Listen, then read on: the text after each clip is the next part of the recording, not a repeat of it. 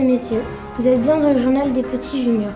Au sommaire aujourd'hui, pour commencer, le maire, puis des anciens élèves de l'école des filles, ensuite un ancien marin-pêcheur. Suivra le capitaine du bac de Concarneau et pour finir, la responsable de la bibliothèque municipale de Névé. Nous avons rencontré le maire de Névé afin qu'il nous explique sa fonction.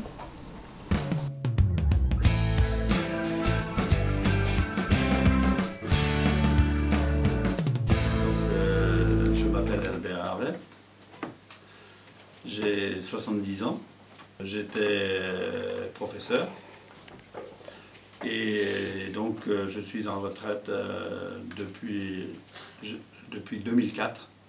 Donc, et après 10 ans de retraite, j'ai été élu maire.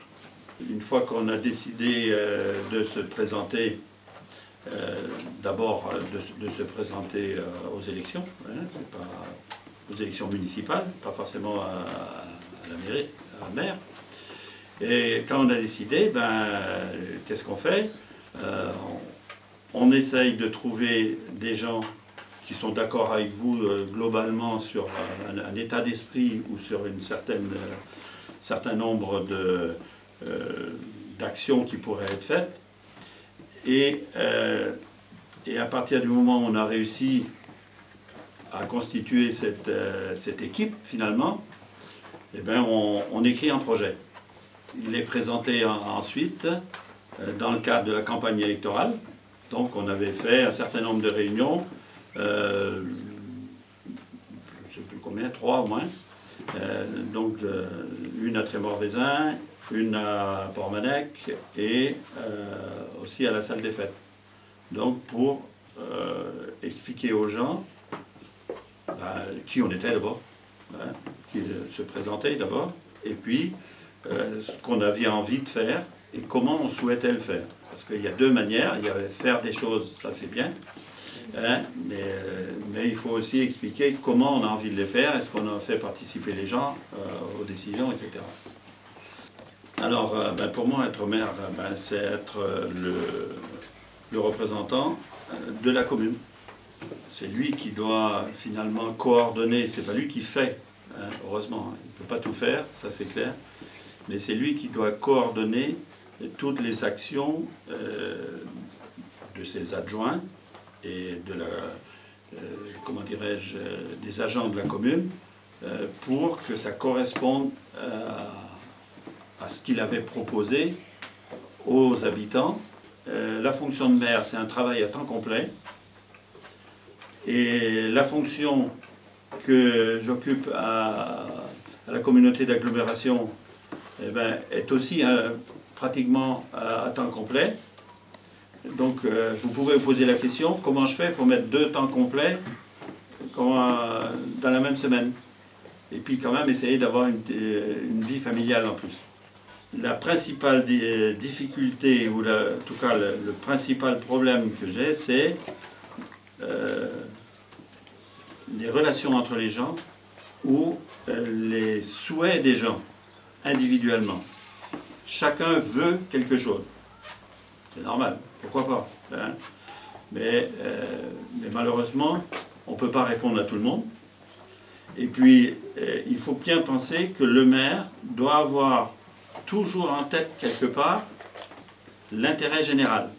Si la question mérite d'être abordée, il y a des commissions qui se réunissent, en particulier des commissions de travaux, des commissions voirie, la commission des finances, la commission enfance-jeunesse, par exemple, qui travaillent pour savoir si oui ou non on va continuer à réfléchir à ce problème-là. La décision finale, c'est le conseil municipal qui va prendre la décision. Les Névésiens élisent des représentants qui sont les conseillers municipaux. Les conseillers municipaux élisent le maire. Et après, ils élisent les adjoints et les conseillers délégués. Et donc, ça forme toute l'équipe qui, justement, participe à l'élaboration des décisions. Madame Marek-Raymond et Madame Krogenac Marilyn étaient des élèves de l'ancienne école de Névé. Elles nous racontent leur vie quand elles étaient enfants.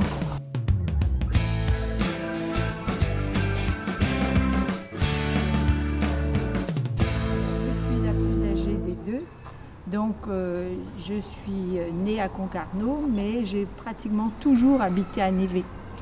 Et donc je suis née en 1951. Et j'habite, comme ma sœur d'ailleurs, on habitait près de Kerasquette, au village de Kerriou. Tout près aussi de la plage de Tahiti, qui ne s'appelait pas Tahiti à l'époque, qui s'appelait Cornlor. Alors moi je suis Raymonde Marek, donc la sœur de Marilène Krogenek. Je suis née en 1952, donc j'ai habité Kerriou. Ensuite j'ai dû partir parce que j'ai travaillé à Quimper et ensuite à Concarneau. Et là maintenant j'habite à Kernaélou auprès du port de Kerblek. Pour venir à l'école, moi je suis venue à l'âge de 2 ans et demi. Il n'y avait pas de car scolaire, les parents n'avaient pas de voiture. Donc on utilisait les vélos des grandes filles du cours ménager.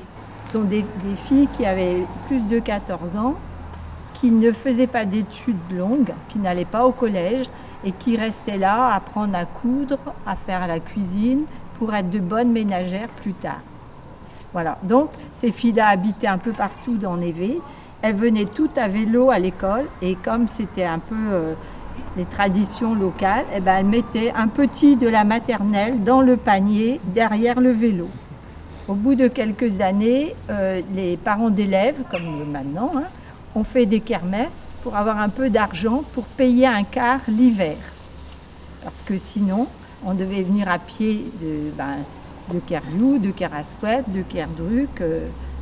Donc quand il pleuvait, on arrivait, on était trempés et on repartait les soirs trempés. C'était comme ça que ça se passait. Dans la maison là, et dans l'autre maison là où est la garderie, on appelle ça des logements de fonction. C'est-à-dire que quand une maîtresse était nommée à Névé, on lui octroyait, c'était une obligation, un logement. Moi, l'image que j'ai de la petite classe, de la petite section, bon, il y avait au milieu de la classe ce fameux poêle Gaudin, là on appelait ça, mais maintenant on voit des poêles comme ça, certains en ont peut-être chez eux aussi, des poêles hauts, et donc il fallait allumer le chauffage tous les matins avant que les enfants n'arrivent. Et c'était l'aide maternelle, ce qui travaillait avec la maîtresse des petits, qui faisait ça. Et autour, pour que les enfants ne se brûlent pas, il y avait comme un cercle grillagé. Alors le cercle grillagé avait d'autres fonctions. Quand on avait fait pipi dans la culotte et qu'on était petit, on mettait à sécher là. Ou alors, en maternelle, quand on avait fait des dessins, on les mettait sur le grillage aussi à sécher. Mais voilà, il y avait toujours au milieu de la classe ce fameux poêle là qui nous chauffait. Alors les façons de travailler, on a suivi les mêmes procédés. C'était, on avait des devoirs à faire le soir. Je ne sais pas si vous avez encore des devoirs à faire le soir. Et puis en fonction des programmes, des saisons, on suivait le programme qui était obligatoire parce que je pense qu'on ne décrétait pas du jour au lendemain ce qu'on allait faire. L'instituteur avait un programme à suivre, donc on suivait normalement le programme de l'éducation en général. Aller jouer à la balle, je ne sais pas, c'est pas possible ou c'est possible aujourd'hui? Contre le mur, je peux vous dire que ça vous a donné une bonne punition. Ça salissait le mur. On pouvait sauter à la corde. On pouvait sauter à la corde. On pouvait jouer à la marelle, parce qu'il y avait des marelles qui étaient matérialisées. Mais voilà. Disons qu'en général, puisqu'on avait cours tous les jours, sauf le jeudi. Le jeudi, on n'avait pas cours, autrement on avait cours tout le temps. Donc, non, pas dimanche. Non, pas le dimanche. Le jour de congé, c'était le jeudi pour nous. C'était le jeudi pour nous. Et le samedi après-midi, on faisait des activités un peu plus ludiques, je dirais. Donc, en général, c'était comme ça, dans toutes les classes. Il y avait du dessin, par exemple, puis il y avait de la couture. Et donc, les filles, elles apprenaient à coudre un bouton, à coudre, faire un peu de broderie, etc. Et ça, c'était depuis le CP. Le certificat d'études, c'était le maximum qu'on puisse atteindre dans l'école ici.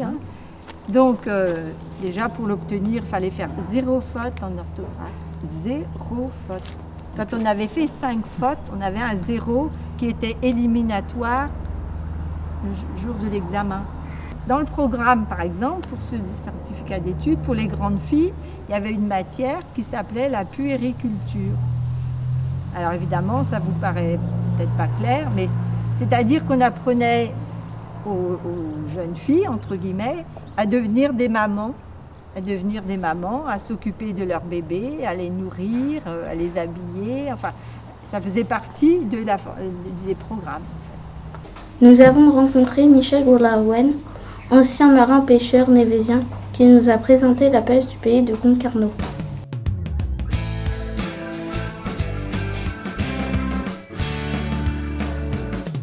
Je m'appelle Michel Goulaouen, je suis né à la Pointe de Trévignon et ça fait déjà 80 ans de ça, donc, et j'ai commencé à aller en mer à l'âge de 13 ans pendant les classes scolaires, embarqué sur un voilier. À l'époque, les bateaux n'étaient pas encore motorisés. Enfin, beaucoup ne l'étaient pas.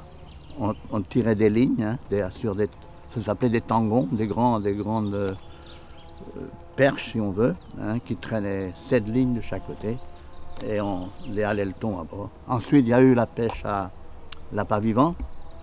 Donc, on pêchait à la canne, des petites cannes de 2 mètres, 3 mètres. Après, il y a eu la pêche à la Seine, donc c'était plutôt en Afrique. Ça. La Seine, c'est une grande... un engin assez grand, long même. Hein. Maintenant, ils ont des Seines jusqu'à bientôt 2000 mètres de longueur, hein, et 300 mètres de profondeur. Hein. Et quand il y a un banc, il l'encercle, et c'est coulissé par en dessous, il y a des coulisses qui serrent par dessous, et de cette façon, ils capturent le banc de poissons. Sur les bateaux, il y a toujours des problèmes, hein, donc énormément même. Bon. Mais l'équipage est là pour essayer de les résoudre, du moins. Pas en entier, mais du moins provisoirement, le temps que le bateau arrive à terre, hein, puis on refait les réparations nécessaires. À la Seine particulièrement, c'est parce que les Seines sont très lourdes, et puis quand le temps est assez mauvais, ça devient périlleux, et puis une fois on a eu un blessé grave. Des baleines, il y en avait énormément sur la côte africaine, bon, des marsouins aussi. Et puis le thon était souvent particulièrement devant les requins-baleines. Il y avait des bancs immenses de thon qui précédaient le requin-baleine. Hein. Et puis quand il s'arrêtait, il y a énormément de petits poissons, genre anchois, sardines, qui se réfugiaient sous le requin-baleine, et les thons profitaient pour en prendre une partie, quoi. Du moins essayer de le faire. C'est des métiers durs, hein, et bon, il y a peut-être eu une mauvaise gestion. À Concarneau particulièrement, Guilvinec ça tient encore un peu, mais plus pour longtemps. Tous les ports de pêche, c'est plus des ports de pêche, ils sont devenus des ports de plaisance. Hein. On prend La Rochelle, on prend Arcachon, Lorient tient encore un peu, et Boulogne, et le Guilvinec. Mais autrement, tous ces ports-là sont appelés à devenir ports plaisanciers. Il y a toujours du poisson, ça nourrit toujours son bonhomme, la pêche. Hein. Mais c'est un métier assez dur. On en trouve de moins en moins de jeunes qui sont intéressés par ce métier, parce que c'est un métier difficile. On est éloigné de sa famille, on n'a pas une vie de famille. Donc encore aujourd'hui, les conditions sont nettement améliorées. Hein. Bon, ceux qui pêchent en Afrique, ils font des rotations et ils font pas beaucoup plus d'un mois, 1 mois et demi. Hein, donc, mais ça devient quand même un problème pour recruter du monde. Depuis quelques mois, le bac de Concarneau est passé à l'électricité. Monsieur Dessouche, le capitaine, va nous présenter son métier.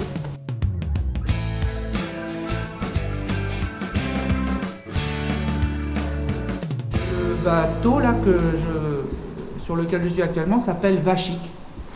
Il a un nom.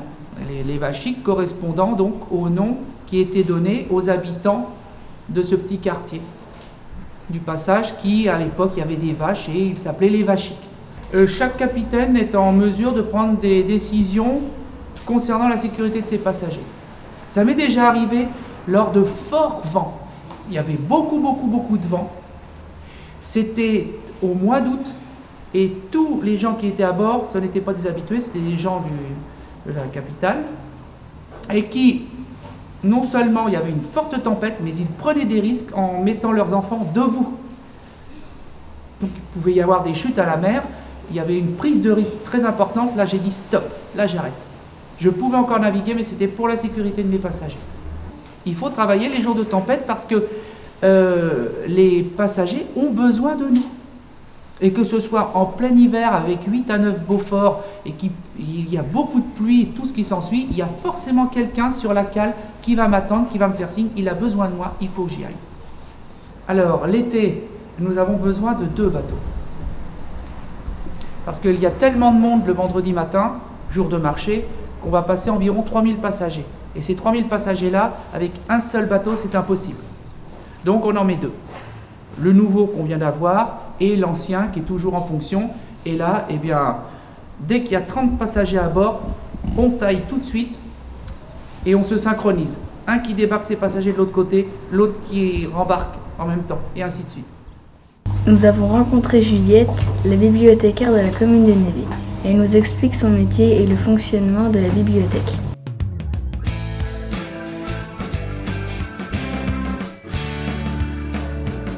Moi je suis Juliette Uzandizaga, la responsable de la bibliothèque de Névé.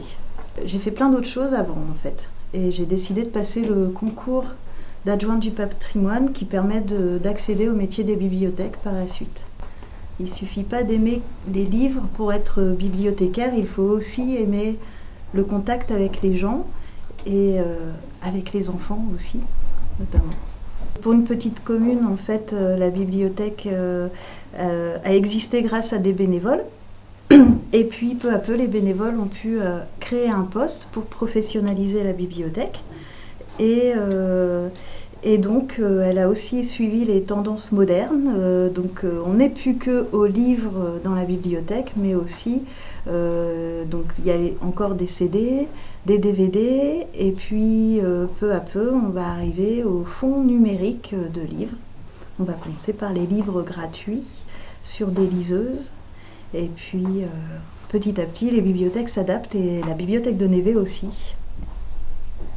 En fait, c'est pas la fréquentation qui baisse, c'est au niveau, c'est une tendance nationale, quoi. C'est le nombre d'abonnements qui diminue dans toutes les bibliothèques. Donc ça, c'est vrai que c'est un souci. C'est pour ça qu'on essaye de valoriser les bibliothèques en multipliant les animations. Et après, la fréquentation, en fait, elle augmente en général, justement parce que les gens viennent consulter Internet et justement parce qu'on propose des animations et du coup, ils viennent.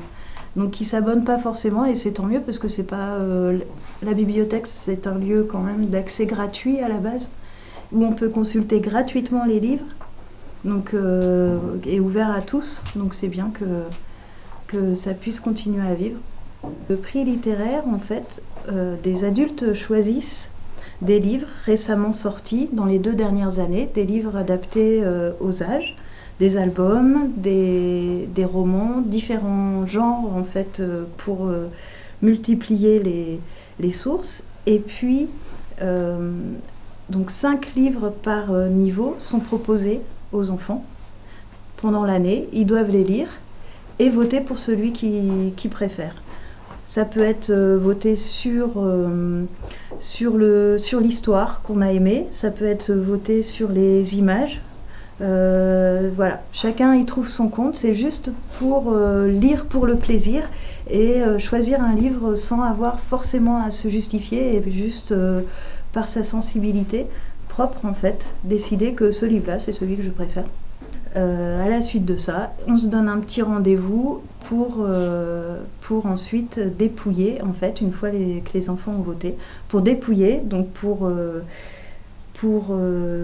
faire en direct le choix du livre qui a été élu. Voilà. Et en général, on offre un petit goûter en même temps et on fait un petit jeu autour des livres.